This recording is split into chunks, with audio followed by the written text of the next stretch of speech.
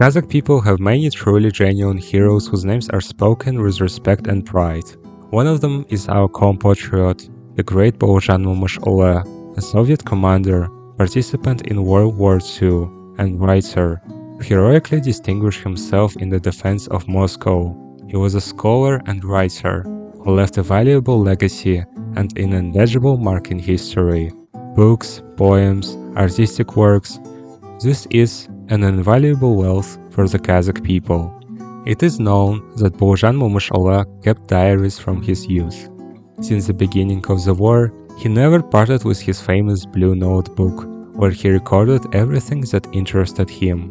Это мое мышление, понятие о войне, или назову просто мысли о воспитании мужества, а не писательское мышление образами, wrote Bauyrzhan. According to the colonel's own words, he accumulated many such notes, of which he published only 30–40%. One of these is in his book, Psychology of War. The book includes speeches, lectures, addresses by Bauyrzhan Momyshuly to scientists, writers, soldiers, and political workers during the war years, his diary entries and essays, and some letters that reveal in the writer various views on the psychology of the Great Patriotic War. And all that was experienced during those terrible years. His records are very valuable. Colonel Momyshuly often reflects on such philosophical concepts as duty, honor, fear, and pride. One of the main tasks of a commander is to cultivate courage in a soldier. As Momyshuly asserts, in the critical moments of battle, fear and duty clash. Победит страх ты трус, победит долг ты отважен. This is why a commander must be a psychologist. He must know that the most fortified position is worth little if the soldier's spirits are not fortified.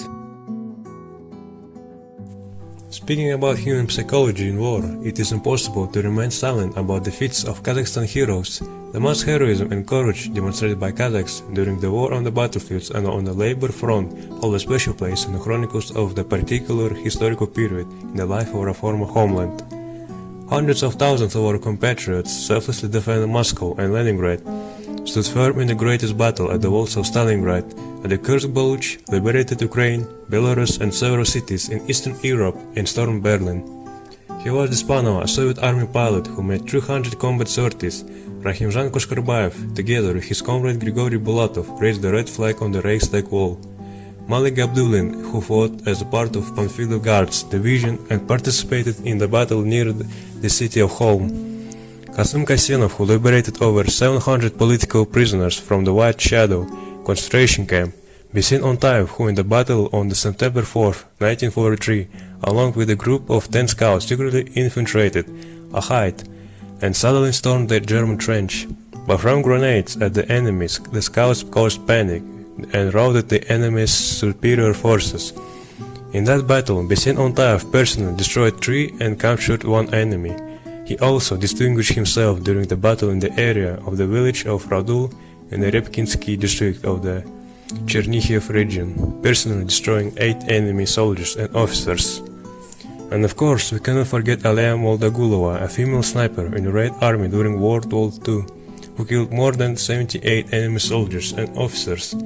Such combat experience and fearlessness were factors that led to her heroic deeds.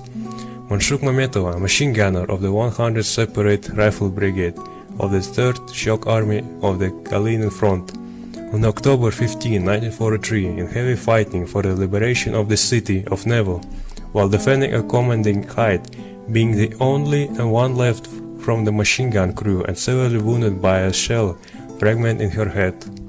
She destroyed 70 enemy soldiers and died. That winter, the 18-year-old Alea Moldagulova heroically died on the same front. Both Monshuk Mametov and Alea Moldagulova were posthumously awarded the highest military honors for their combat exploits.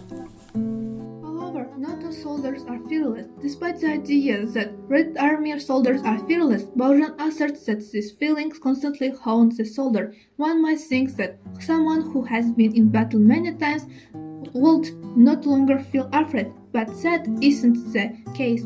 Мой батальон прошел много боев, был в окружении 4 раза, и все-таки люди после много боев оказались неспособными преодолеть страх.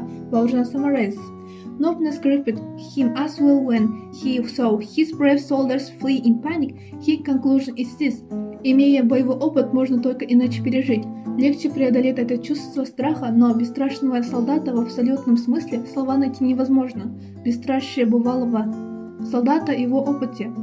Today, by studying the works of Bauyrzhan Momyshuly and recalling the feats of Kazakhs on the front, we must strive to pass on this important knowledge and values to the next generation. Military patriotic education plays a key role in forming a strong, united and patriotic society, ready for any challenges and trials.